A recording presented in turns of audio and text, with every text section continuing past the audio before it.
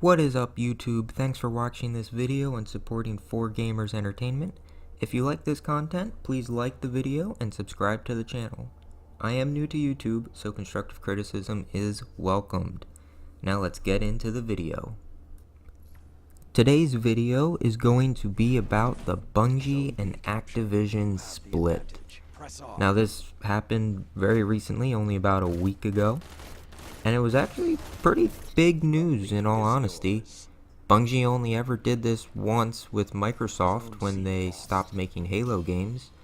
And now they did it with Activision, even though their 10-year contract still has a couple years left to go. So the big question is, how does this affect Destiny? And if Bungie is making Destiny 3, how is it going to affect Destiny 3? Well, the Bungie and Activision split definitely has pros and cons to it. The pros, well, Bungie gets creative freedom. They get to do whatever they want without having to please a big brother, so to speak, or worry about making money for them. So overall, this really makes them focused and, can really make a great game out of this. And they also don't have to worry about a rigid timeline. We can see from the past 2 years of Destiny 2 that Activision really wanted a lot of content pretty frequently. We got the Curse of Osiris and the Warmind DLCs, which really did not play up to expectations for fans. And then we got the Forsaken drop, which was really amazing. Bungie loved it. Activision apparently was not satisfied.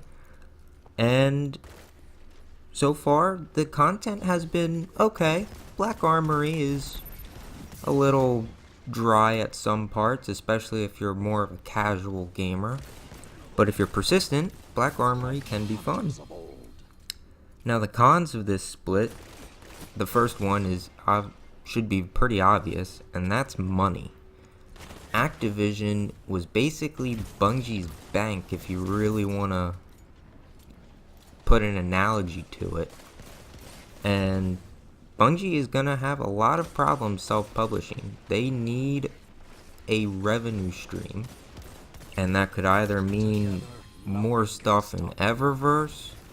Bungie's store is actually doing pretty well with regards to what you can buy in it, but I honestly have no idea how Bungie's gonna pull this off with no publisher behind them.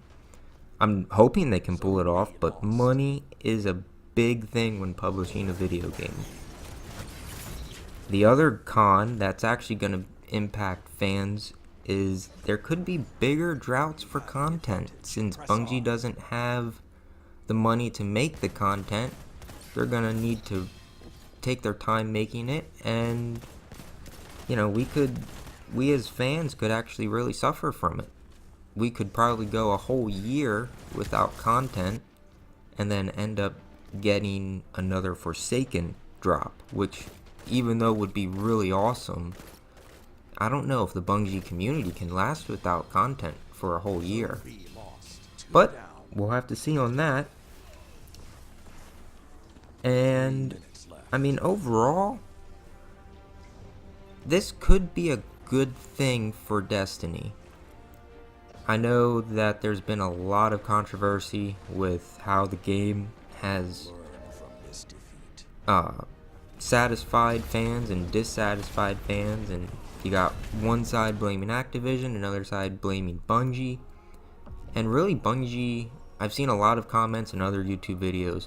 They say that all Bungie did was lose their scapegoat, and that could be true. Bungie could be behind most of the mistakes.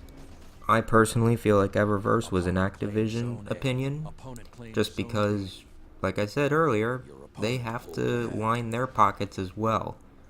And when you have to pay someone else and make sure that they're making money, especially someone like Activision, that means in-game currency and all that other stuff that Eververse introduced to the game. As long as Bungie communicates with their fans, I feel that this split could potentially be good. And I've also seen a lot of other conspiracies out there that Activision, or not Activision, but Bungie should partner with Epic. And that actually is really interesting to me, just because Epic, for a while, obviously they make Fortnite. Fortnite is or at least was, the only game that was successfully crossplay for Xbox and PlayStation. So if Bungie were to partner with Epic, maybe we could see crossplay in the very near future, or at the very latest for Destiny 3.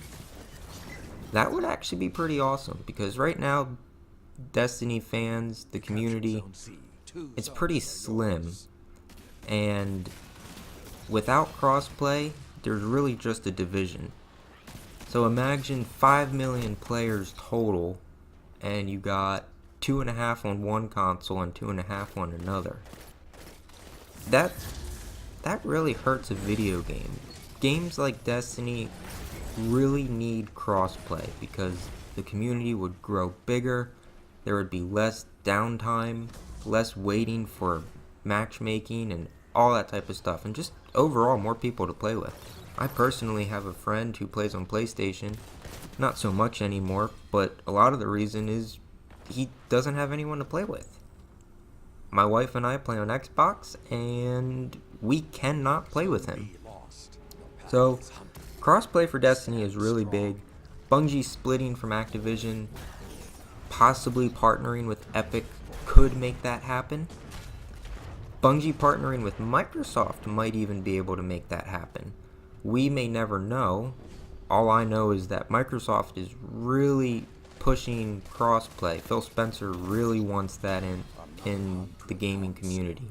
And I mean, who can blame him? Crossplay is like a dream come true for a lot of gamers, just because for a very long time it was about linear storytelling.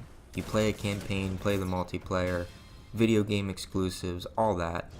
And then the gaming community kind of evolved into games like Destiny, where it's a progressive story, the universe is always evolving, and on top of that, it's an MMO.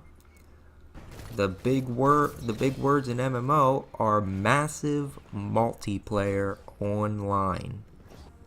And you can't really have that type of a game with a split community. So crossplay, like I said earlier, for Destiny is definitely a big plus, if they can make that happen. But Bungie definitely has some issues that are going to be facing them soon. You know, they got to figure out money, they got to figure out any self-publishing issues that come along the way other than money. And, you know, I hope Bungie can pull this through, because I do like Destiny.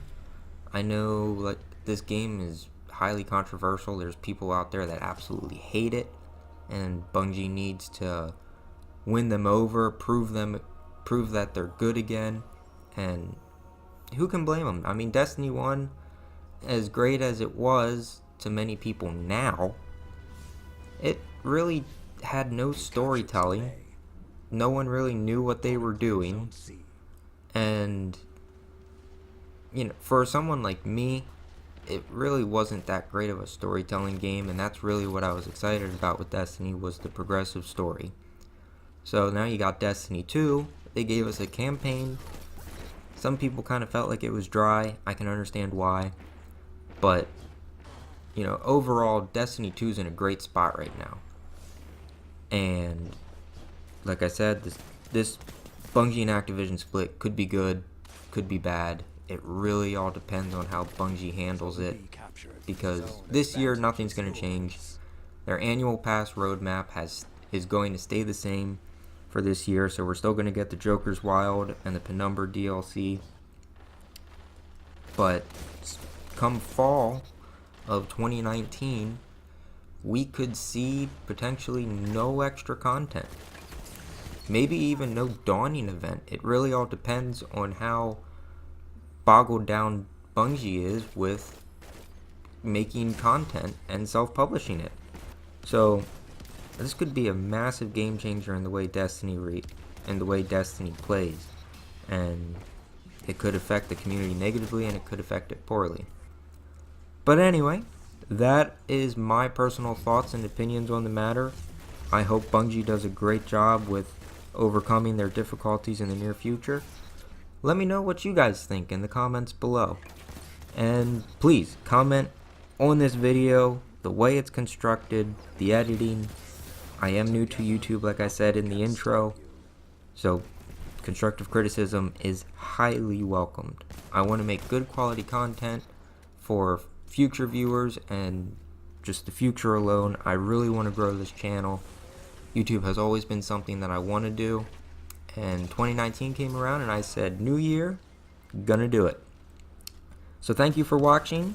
Please like the video if you honestly liked it. If you disliked it, thought I was rambling, wasn't focused, dislike it. Let me know in the comments why you disliked it. And please subscribe to the channel and have a good day.